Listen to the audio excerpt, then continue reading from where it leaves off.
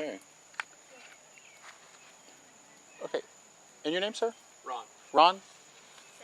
Sarah. Sarah? I'm Brandy. Okay, Ron. All right, we got Ron, Sarah, and Brandy. Good deal.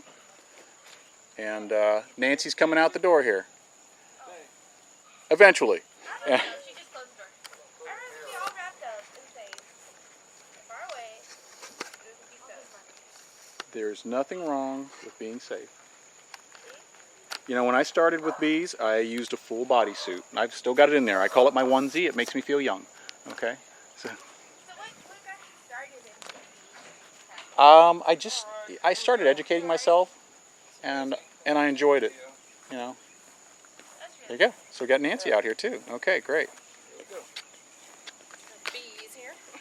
Okay, so let's get a look at this hive. See what it looks like. I can hear him getting a little upset right now. Oh yeah. There we go. What was your other dog's name? All right, there we go.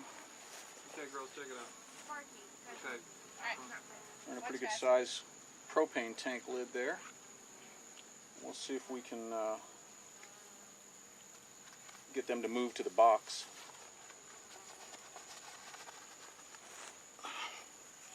This is a queen clip. It's the slots are big enough to keep to let the other bees out, but to keep the queen in. Okay. Because she's much better generally. Oh yeah, yeah. Yeah, she's got a huge hinder. So how did they decide who's the queen? Well, okay, that's a very small hive. Okay, good. Very, very small hive. And it's probably good I brought something because it's so new. I mean, you can see just how white that comb is. It's so new. It's a virgin comb. It's probably going to fall and collapse when I try to lift it out. Is there more down there somewhere else? Yeah, there's some down here, but I want to check and make sure there's no queen on this before I Try the other piece. before I pull the comb.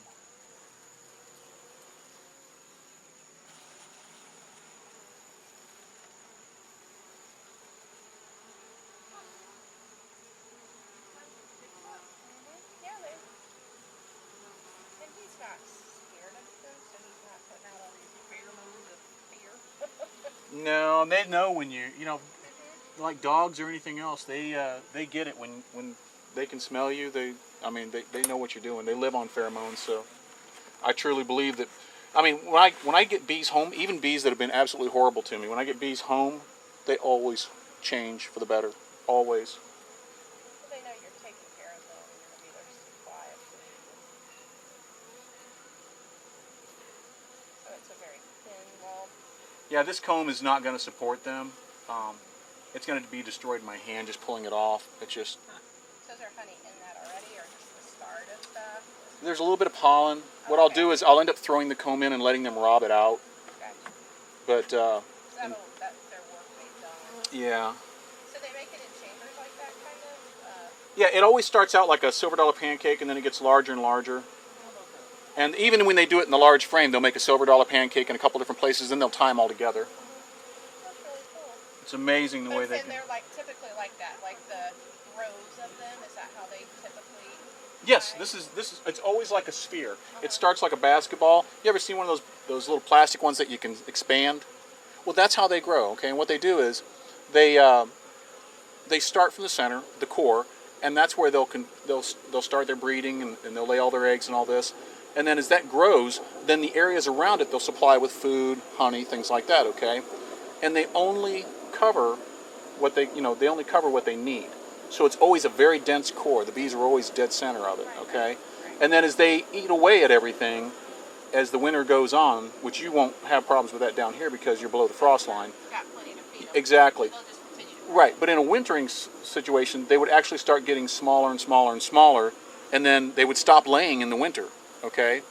And then in the spring, they would start laying again, and they'd start growing back out. It's just a refeed them kind of. Yeah, you can come closer if you like. It shouldn't be a big deal. They're watching me, so I'm pretty much the problem here.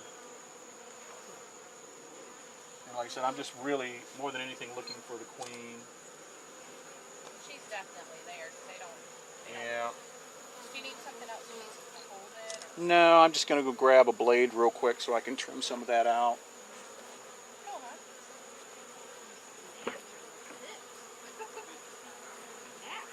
And my weapon of choice, bread knife. Yeah. It just works best with comb.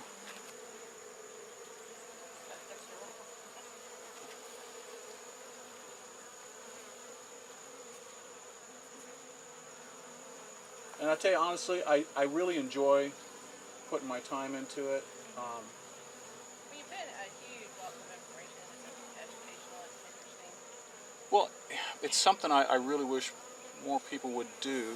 Well, it's just really, really, really interesting. And, you know, how nature did this, you know, it's something in something that small created this home. Before I get any farther, what I want to do is I want to let the girls take a look at this. See how light it is? Okay, now the really amazing thing is that as light as that comb is, honey weighs 12 pounds per gallon, more than water. But that's going to support it. If they filled that full of honey, it would support it. Okay? Okay, now I'm hoping to find the queen, and there she is. Yeah, so I'll take the queen off, put her in a clip. Do you know how big queens do normally get? Like, Yes, I do. I have many of them at my house. what's the biggest queen? Well, I wouldn't say there's a biggest queen. This is a small queen, I can tell you that. And the reason I think she's a small queen is because her size is probably what it is because she was poorly mated. Well, this is the queen. Let me get a shot of her right here. Yeah, that chittering noise is them. But sometimes you'll hear her pipe. She makes a real nice high pitch piping sound. It's much higher. It's really interesting. There's a queen next to a regular bee. Okay. Now they are the same bee. Okay, they are the same bee. The difference is the queen's been fed royal jelly all of her life. Right. So on the second day, they continue to feed her royal jelly. Is she on the bottom? She's the bottom. She's got a really big hinder there. Okay. So why do you keep her in the clip? Well, I don't want her escaping. See, bees get into a mode, if you will, okay? Right now, when I remove all this and put them in here, this is not home. Right. So I have to teach them that this is home. I have to give them time to retrain the way they think. Oh, okay. Okay, so what I do is I lock the bees down for a few days. And in doing so, they'll come to that clip eventually. In doing so, what will happen is these bees will forget. They got a memory of about 2 to 3 days. They'll forget where they're at and what they're doing. I'm going to take them to a place where they don't know, so they're lost completely. Okay, and when I do that, I'm going to make sure that, like I said, I lock them up, give them a chance to change modes, if you will, just like a mode on your computer. You get it in one mode, safe mode, or this mode, or that. You know what I'm saying? Well, you have to do the same with them. You have to give them time to adjust. And once they decide that, okay, this is a suitable place to live, and there's no threat here, and, you know, yeah, exactly. And the queen's brood is laying up here nicely, you know, everything's going well with them, and there's no threat, then, like I said, then it's home again. So then there are no issues.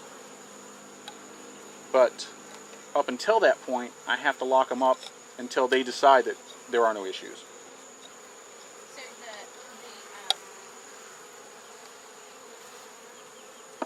the comb that they build is just what they're going to build, and you don't have to put anything, in theory, you wouldn't have to put anything in there. Except that I'm smashing so much of this as I pull it off of here. Right. I don't want to be, but I am destroying comb. It's so delicate. You touch the white comb, that virgin comb. It is so delicate, especially in heat, that there is nothing I can do to save it. Or there's not a way to tell, are they the Africanized bees? No, and I'll tell you honest God's truth, I believe that many of them have that gene no matter what, and I'll tell you why, because initially about 65 years ago, I believe, South America decided that they wanted better bees for some reason or another. I'm not sure about all the reasoning behind it, but they sent somebody to Africa. And the way I understand the story is the gentleman got over there, took all of his samples, and then got stopped in customs, and like 80% of his samples got killed off in customs. But the 20% that he had left were probably the meanest ornery bees there were from Africa.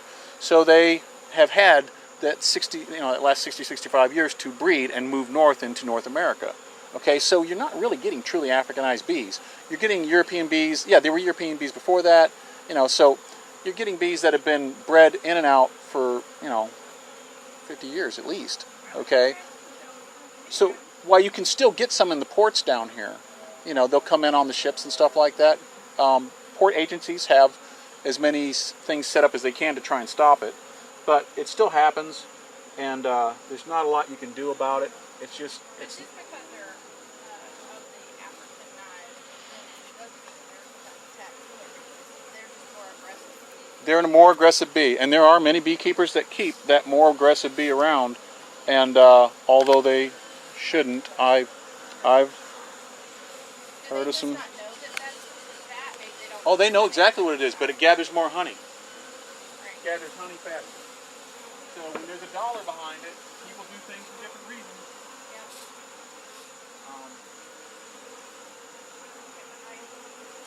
That's why there's a lot of illegal beekeepers. I'm not sure you would call it illegal beekeepers. There's a lot of unregistered beekeepers. For $10 you can become registered and have your own hives. It's not a big deal. But if you have something to hide, probably not best to register. If you've got, well, sure, they have to. They're required to. You register with the state, absolutely. And I think that that's the way it should be. What I don't like is people that go and collect hives like this, and then say, "Come buy your untreated honeybees. They're all natural." Yeah, they're all natural, but with what? Or they say they're state inspected. Well, they're not. The state doesn't come out and inspect your bees as you collect them through the year. They come out and do a 1-year inspection, and then the rest of the year. So who knows if they got those Exactly. So they're sending out bees with everything in the world on them, and that's the only thing that bothers me. I think it's unethical to do it, but people do it. And let me get a cage and put her in it.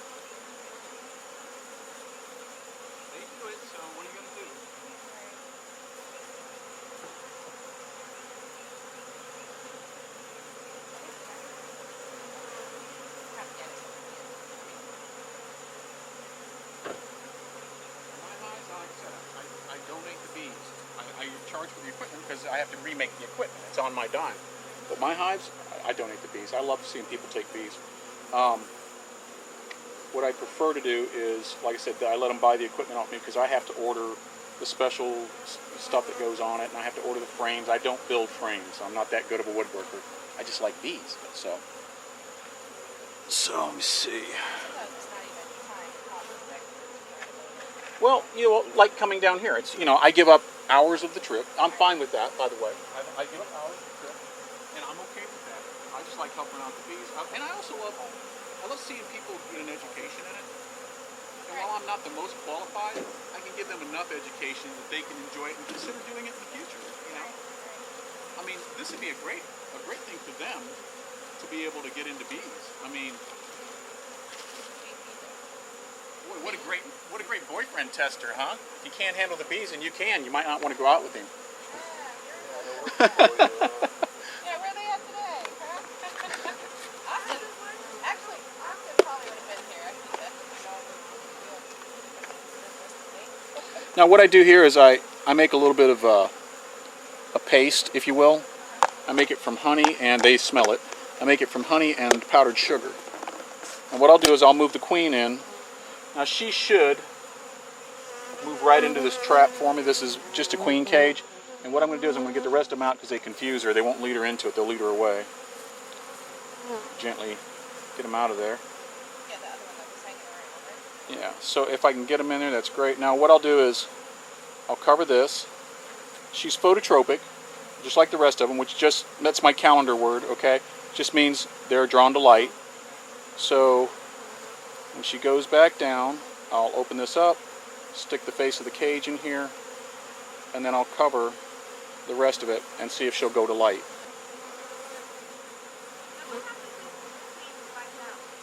She flies out, the bees fly out with her. That's why we cage her. It's a good question, but that's why we cage her. We give her a chance to get into this is home mode. See, if we're trying to, I kind of look at it as you're rebuilding a natural incident. If the hive were to fall and she were trapped, then it would be a disaster in the hive, but they may not leave because of it, just because she's trapped. They try to get her out. They get her out, then they'd probably stay with the hive, okay? And they're going to try to rescue her, so it's that mentality of sticking to that thing that they say. exactly. So we want them to scent the box up for a while without her getting out. So the longer the bees are in it, the stronger the scent gets in the box, the more it becomes home. Why leave? If your brood is there, bees are being born, you know. So it depends on the time of year. Down here, your bees don't live as long because they're working harder. Winterized, bees that are wintering can last for many months. In the summer, they can go 6 weeks. As short as 6 weeks, they can work themselves to death. And there she is. So, and all the little guys, or little girls, stayed there. So she's there, so you're going to put that pasty food on the bottom of that, I guess, to feed her, basically. What it does is it just traps her in the cage, and they can slowly eat away at it. And over the course of a couple of days, they'll eat away at it, and then they'll let her out. But I also, as a secondary measure, to make sure she stays in there, I also have an excluder door on the front of the hive, and that is just like the cage that I caught her in. It's sized so that the other bees can get in and out and work, Right. but she can't. And I'll leave that shut for about 5 days. So she can't abandon the bees. Exactly. So she's running around and possibly laying up the hive for at least 3 out of the 5 days, okay? And while she's laying and building, then it's becoming more and more home. Yeah, what I'll do is I'll just leave that open so that they can go to it. I'm not even going to worry about them too much now. I'll pull this back. Yeah, you can hear them really.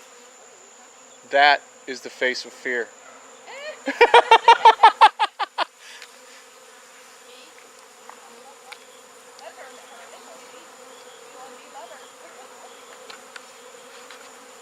Well, like I said, I won't lie. Originally, when I started this, I used to put the whole heavy suit on the onesie. And not because it made me feel young. It just, it was what you did. Well, I got into it and I didn't know what I'd be fooling with. So that's what I did. And a lot of times when I go to my yard, I don't even put this on. I just walk the yard and open boxes. And now, that hasn't always worked for me. I have opened boxes and had to run, because I picked a bad time where I interrupted something or,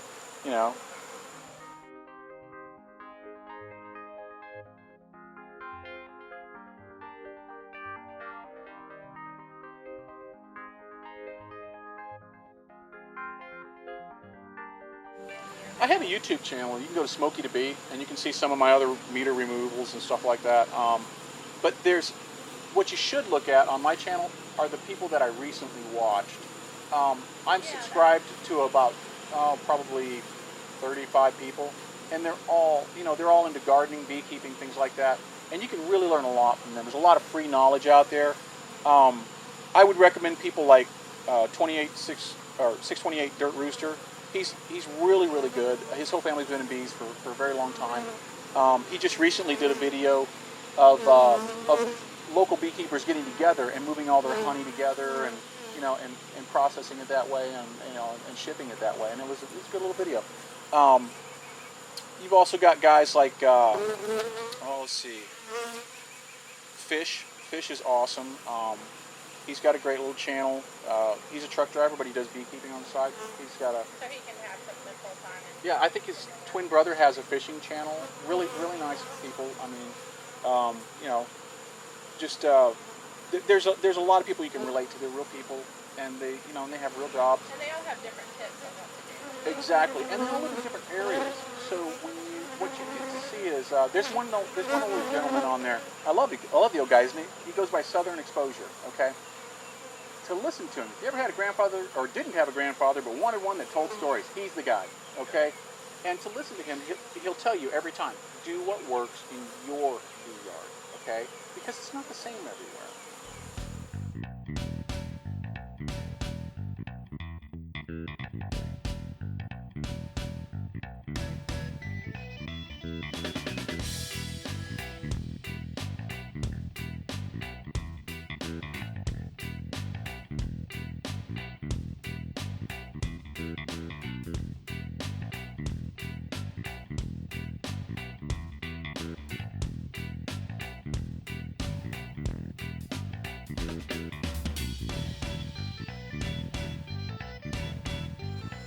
That seals that up. See, they're already checking the edges, trying to get in. Now I'll bring this. Close to that hole. Exactly. So they have like a sonar idea to it, like GPSing themselves back to it. Oh, they know where home is, but once they scent this, this is going to become home, as you can tell. So now that'll become home. And while there will be some try to get in, it's pretty well sealed up. And the more comb that's in there, the more they will scent that comb. Mhm. The more Yeah, that comb once accent that. you'll have to come back and scrub that comb off, that excess that's on there. Make sure you scrub that off real good. I like to use white vinegar to kill the scent because it's bacterial killer. Home disinfectant. So I like to use it, and that's typically all I'll go by. Now you can see they're doing a little waggle dance here. See this bee doing a waggle dance? Yeah.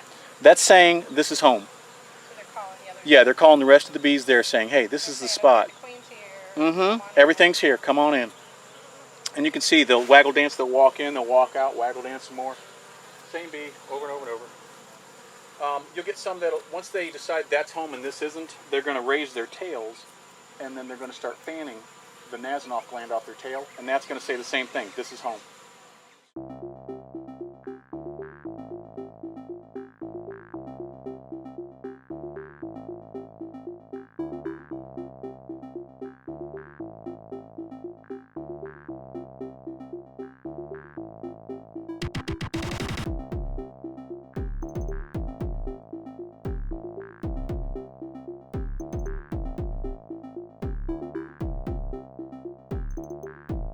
Moving in pretty good, look at this. Yeah, they're about finished up there. Like, Well, now it's just the foragers coming back, but it all looks good.